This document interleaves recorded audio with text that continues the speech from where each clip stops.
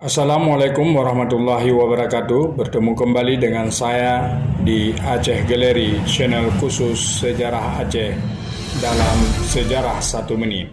Pada tanggal 29 November 1601, Sultan Aceh mengutuskan Laksamana Abdul Hamid, Laksamana Sri Muhammad dan bangsawan Mir Hasan bersama-sama dengan kapal utusan Pangeran Maurice yang akan kembali ke Belanda.